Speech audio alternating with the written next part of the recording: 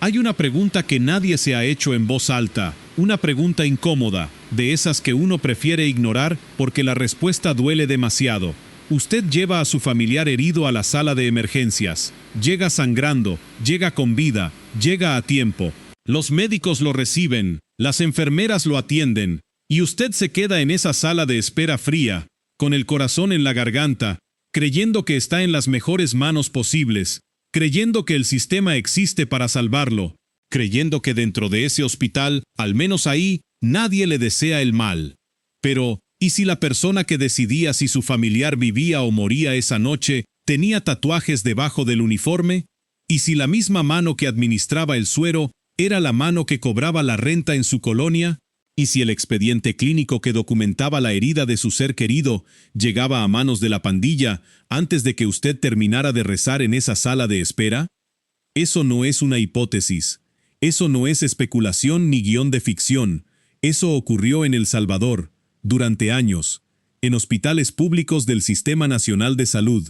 El barrio 18 no solo tenía sicarios en las calles y palabreros en las cárceles, tenía personal infiltrado dentro de las instituciones de salud del Estado, personas con bata blanca, con credenciales laminadas, con acceso directo a pacientes, a medicamentos controlados, a expedientes clínicos, a la morgue.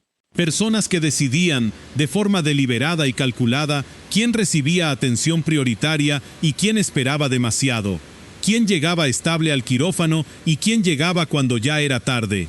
Hoy vamos a contar lo que nadie ha contado con esta profundidad. No como el barrio 18 curaba a sus propios heridos, eso ya lo saben. Lo que vamos a contar es cómo usaron el sistema de salud como arma de control territorial, cómo convirtieron los hospitales en extensión de su estructura criminal, y cómo el régimen de excepción de Bukele desmanteló esa red desde adentro.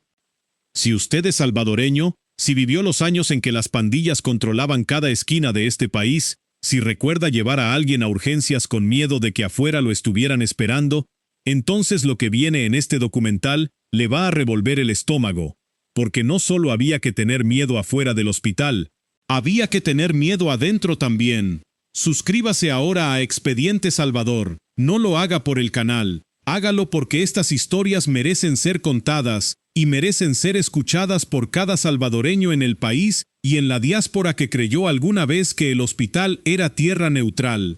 Haga clic en la campanita para que ningún expediente se le escape.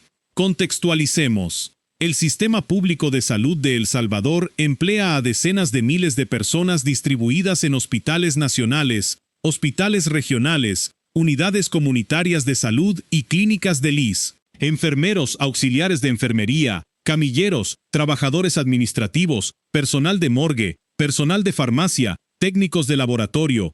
La enorme mayoría son personas honestas, que trabajan en condiciones difíciles, por sueldos que no compensan la presión que enfrentan cada día. Pero durante los años de mayor expansión del barrio 18, específicamente entre 2010 y 2022, la pandilla desarrolló una estrategia sistemática de infiltración en instituciones del Estado que no se limitó a alcaldías ni a juzgados. Llegó también a los hospitales. No fue accidental, fue deliberada y planificada. Según expedientes judiciales consultados por medios salvadoreños durante la cobertura del régimen de excepción, la pandilla identificó que los centros hospitalarios eran nodos críticos tanto de información como de recursos. Sabían que en urgencias llegaban rivales heridos, sabían que en las morgues se certificaban muertes que convenía certificar de cierta manera. Sabían que en las farmacias hospitalarias había medicamentos controlados que se podían desviar hacia sus propias redes, y pusieron a sus personas exactamente ahí.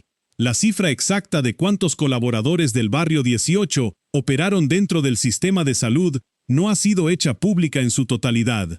Lo que sí consta en registros judiciales es que durante al menos 3 investigaciones ejecutadas en el marco del régimen de excepción, se identificaron vínculos documentados entre personal de instituciones de salud y estructuras activas del barrio 18 en los departamentos de San Salvador, La Libertad y Sonsonate. 3 departamentos, 3 focos, una misma lógica de infiltración. Para entender cómo el barrio 18 llegó a tener ojos y manos dentro de los hospitales, hay que entender cómo funciona esta pandilla como estructura criminal. El Barrio 18 no es una banda desorganizada de delincuentes que actúa por impulso.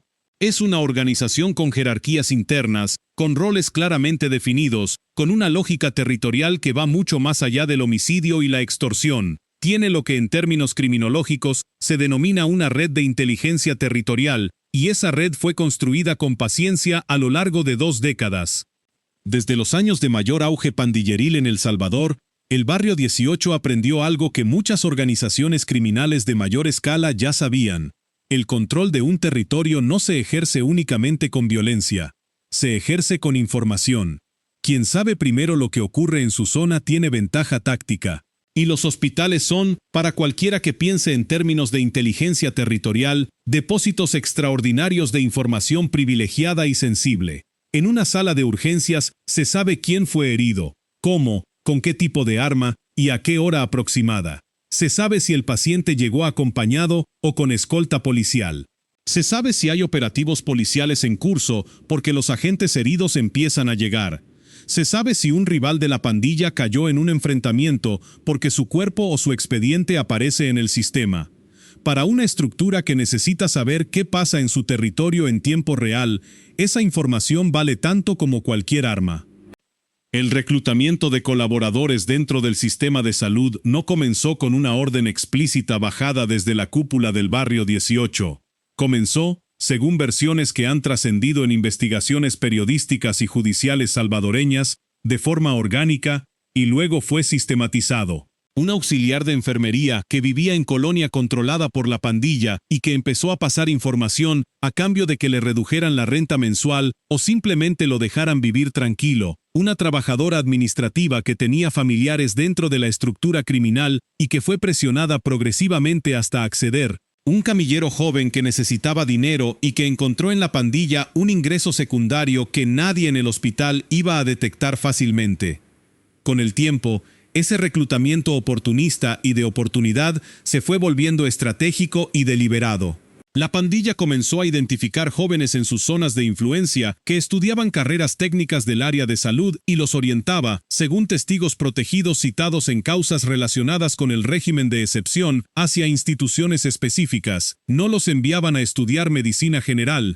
Los orientaban hacia formación como auxiliares, como técnicos en enfermería, como personal de apoyo en laboratorio o farmacia, roles con acceso real y cotidiano al sistema hospitalario, pero con un perfil lo suficientemente discreto como para no levantar alertas. Un detalle concreto que ancla esta narrativa en lo real, según reportes periodísticos de medios salvadoreños durante el régimen de excepción, en al menos un hospital nacional del área metropolitana, se identificó que varios miembros del personal de apoyo nocturno en el servicio de urgencias provenían de la misma colonia controlada por una clica del Barrio 18. No fue coincidencia, fue colocación deliberada. Aquí viene lo que casi nadie está contando, y es importante que lo entienda en su dimensión real, porque no estamos hablando de colaboración pasiva o de alguien que simplemente miraba hacia otro lado. Estamos hablando de una operación activa, con niveles de función claramente establecidos, con resultados concretos y devastadores sobre vidas humanas reales. La red de colaboradores del Barrio 18 dentro del sistema de salud operaba en 3 niveles distintos. Cada nivel tenía su función específica. Cada función tenía consecuencias que llegaban hasta las familias que esperaban noticias en los pasillos. El primer nivel era la inteligencia pura, personal administrativo y de recepción que documentaba los ingresos hospitalarios y pasaba esa información a la estructura pandilleril en tiempo cercano al real. ¿Quién llegó herido? ¿Con qué tipo de lesión? Si fue traído por la policía o por civiles, si el paciente había dado su nombre real o uno falso. Cuando un rival del Barrio 18 ingresaba a urgencias, había alguien adentro que en cuestión de minutos activaba una cadena de comunicación hacia afuera. Según lo reportado por medios salvadoreños durante la cobertura del régimen de excepción, en al menos un caso documentado judicialmente, un miembro activo del Barrio 18, con 3 órdenes de captura vigentes, recibió atención hospitalaria bajo nombre falso durante más de una semana sin que las autoridades lo localizaran, en parte porque el personal que registró su ingreso era colaborador de la estructura. El segundo nivel era el desvío de recursos materiales. medicamentos controlados, especialmente analgésicos potentes, antibióticos de amplio espectro y materiales de curación, que desaparecían del inventario hospitalario y reaparecían en las zonas bajo control del barrio 18. Este desvío tenía un doble propósito operacional. Primero, permitía atender a los propios heridos de la estructura, sin necesidad de llevarlos a urgencias, donde quedaba registro oficial y donde podía haber presencia policial permanente. Segundo, generaba un ingreso económico adicional para la pandilla, porque parte del medicamento desviado se comercializaba en las colonias a precios por debajo del mercado formal, lo que además construía una imagen de organización benefactora en el territorio mientras financiaba sus propias operaciones criminales. Pero el tercer nivel es el que le va a costar creer, y es el que justifica y define el título de este documental. Había personas dentro del sistema de salud salvadoreño que no solo pasaban información ni desviaban medicamentos. Había personas que intervenían activamente en la atención de pacientes según instrucciones directas de la pandilla. No estamos hablando necesariamente de actos espectaculares o fácilmente detectables, estamos hablando de algo más sutil, más calculado y por eso infinitamente más aterrador. Demorar deliberadamente la atención de un paciente identificado como rival hasta que la ventana de intervención crítica hubiera pasado.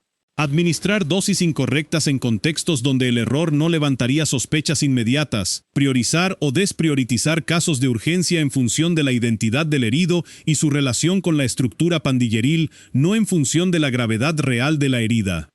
La Fiscalía de El Salvador, según información publicada por medios nacionales durante el régimen de excepción, identificó casos en que la demora inexplicable en la atención a víctimas de ataque armado en zonas de influencia del barrio 18 no se explicaba por saturación del servicio ni por falta de personal disponible. Se explicaba por intervención deliberada de colaboradores de la pandilla dentro del propio servicio de urgencias. En términos directos, decidían quién llegaba a tiempo al quirófano y quién no, y mientras eso ocurría, los directivos hospitalarios no lo sabían. Los médicos de planta no lo sabían. La familia en la sala de espera definitivamente no lo sabía. Solo sabía el hombre en la moto sin placa que esperaba afuera, porque él había dado la instrucción y esperaba la confirmación. La conexión con los gobiernos anteriores es inevitable. Durante las administraciones del FMLN, las denuncias sobre infiltración pandilleril en instituciones del Estado llegaron al Ministerio de Salud en al menos 2 ocasiones, según consta en registros de la Defensoría del Pueblo. Ambas fueron archivadas sin investigación formal, no por falta de indicios, sino porque abrir esa puerta implicaba reconocer que el Estado había perdido el control de sus propias instituciones. El régimen de excepción declarado por Bukele en marzo de 2022 cambió las reglas del juego para todas las estructuras del barrio 18 en El Salvador.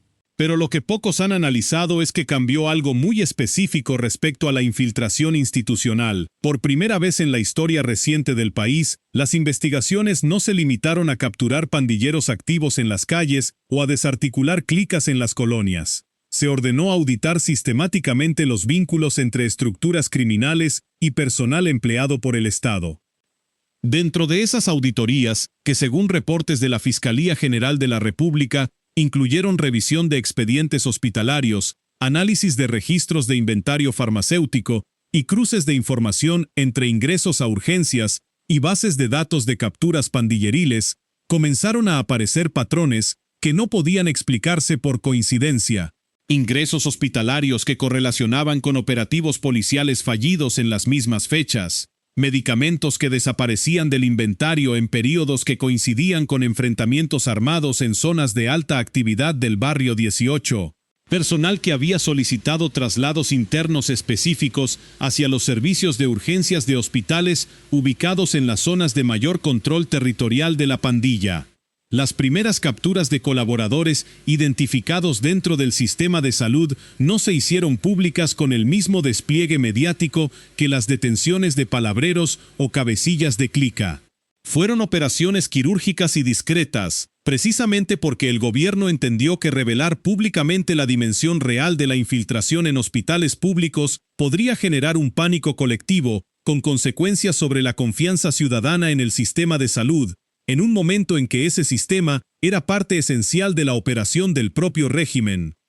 Lo que sí trascendió, a través de comunicados oficiales de la Dirección General de Centros Penales y de declaraciones de la PNC, es que entre 2022 y 2024 fueron formalmente procesados colaboradores del Barrio 18, identificados como trabajadores activos de instituciones públicas de salud. Los cargos incluían encubrimiento, obstaculización de la justicia y, en varios casos, asociación ilícita con estructura terrorista. Las investigaciones apuntaban a responsabilidad indirecta en muertes hospitalarias que, revisadas con perspectiva investigativa, no se explicaban exclusivamente por razones médicas. Hay familias en El Salvador que nunca van a saber la verdad completa. Familias a las que el médico de turno les explicó que el paciente había llegado en estado demasiado crítico, que la hemorragia era irreversible, que hicieron todo lo que estuvo en sus manos.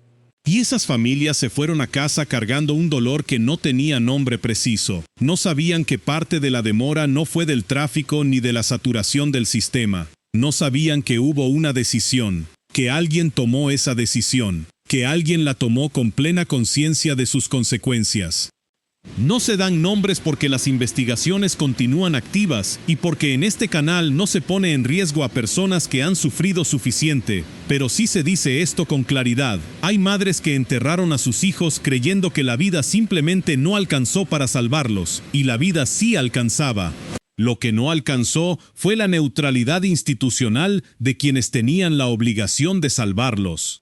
El impacto de esta operación va más allá de las víctimas directas.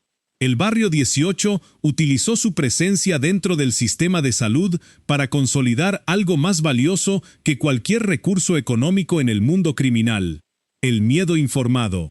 El miedo específico de saber que en tu colonia, si te pasa algo grave, si te hieren, si llegas a urgencias, tampoco estás a salvo.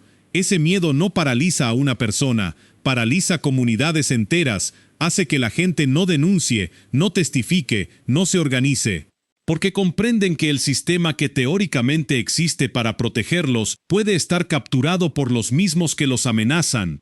Lo que Bukele desmanteló no fue solamente una red de sicarios visibles, fue esa arquitectura invisible del miedo. Y aunque hay cabos sueltos que todavía no se han jalado del todo, hay algo que cambió de forma concreta. Hoy hay personas en esas comunidades que llevan a sus heridos al hospital sin preguntarse si quien los atiende es de confianza. Eso no es un detalle menor. Eso es lo que significa recuperar un estado para su gente. Lo que esta historia revela no es únicamente la crueldad calculada del Barrio 18, eso ya lo sabíamos. Lo que revela es la profundidad silenciosa a la que puede descender una organización criminal cuando el Estado le cede el espacio para crecer sin consecuencias. El Barrio 18 no infiltró los hospitales de El Salvador porque sí, ni porque podía. Lo hizo porque durante años hubo gobiernos que archivaron denuncias, instituciones que protegieron su imagen pública antes que la seguridad de los pacientes, y una cultura de impunidad sostenida que le enseñó a la pandilla que no existían límites reales para su expansión. El hospital es el lugar más profundamente humano que existe. Es donde nacemos y donde morimos. Es donde vamos cuando el cuerpo falla y la vida cuelga de un hilo delgado. Convertirlo en instrumento de control territorial es quizás el crimen más silencioso, más invisible y más profundo que el Barrio 18 cometió contra el pueblo salvadoreño, sin disparar un solo tiro dentro de sus paredes. Todavía hay una pregunta sin responder que este canal va a seguir investigando. ¿Cuántos colaboradores identificados durante el régimen de excepción dentro de instituciones del Estado, no solo del sistema de salud, sino de educación, de transporte, de registro civil, de juzgados, siguen sin ser procesados formalmente? La infiltración institucional del Barrio 18 fue más extensa y más profunda que todo lo que se ha hecho público hasta ahora, y Expediente Salvador va a seguir jalando ese hilo hasta donde llegue. Si este documental le abrió los ojos, hay otra historia en el canal que tiene que ver esta semana. Publicamos cómo abogados del sistema judicial se convirtieron en la defensa legal de la MS-13 y sacaban asesinos de la cárcel usando amparos fabricados. Está disponible No lo deje pasar. Y si llegó hasta aquí, si aguantó cada bloque de esta historia, suscríbase ahora a Expediente Salvador. Comparta este video, porque estas historias necesitan llegar a más salvadoreños, a los que están en el país y a los que están en la diáspora. Entender lo que pasó es la única forma real de asegurarse de que no vuelva a ocurrir. Expediente Salvador, porque hay expedientes que el sistema prefería mantener cerrados para siempre.